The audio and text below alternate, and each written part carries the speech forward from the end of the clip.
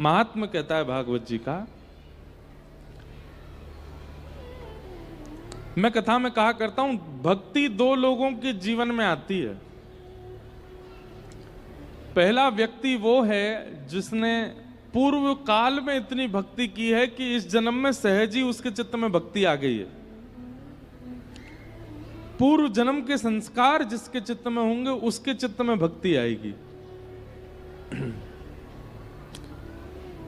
या फिर इस जन्म में जिसने बहुत ठोकरें खा ली हों, संसार की वास्तविकता से अवगत हो गया हो, उसके जीवन में भक्ति आती है। या तो पूर्व जन्म के संस्कार से भक्ति आती है, या इस जन्म में भोग्य वस्तु जब ठुकरा देती हैं, संसार जब अपनी वास्तविक रूप का दर्शन कराता है, तब भक्ति आती। दो ही स्थिति में भक्ति का आगमन होता है। यहां बैठे लोगों में अधिकतर संख्या उन लोगों की होगी जो पूर्व जन्म के संस्कार लेके बैठे,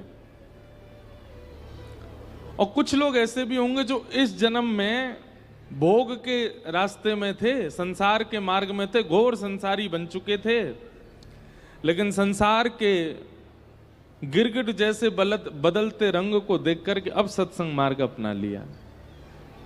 दो ही लोगों को राह मिलती है भक्ति की, पूर्व संस्कारी या फिर इस जन्म में संसार को किंचित भी देख लेने वाले।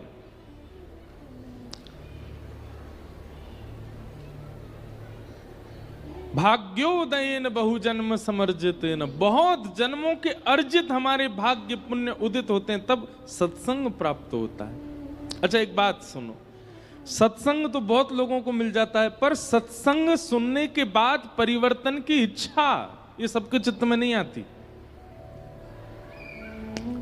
कथा तो बहुत लोग सुन लेते हैं, हजारों लोग यहां पे बैठे हैं, पर इसको सुनने के बाद परिवर्तन की इच्छा नहीं। ये जो कहा है इन्होंने मुझे करना है जीवन में, ऐसी इच्छा, ये हमारे बहुत जन्मों के भाग्य होते हैं, तब जाकर के ऐसी इच्छा प्रकट होती है। उन महापुरुष ने ऐसा कहा तो हम ऐसा करेंगे, उनके द्वारा ऐसी बात कही गई है तो हम ऐसा करेंगे।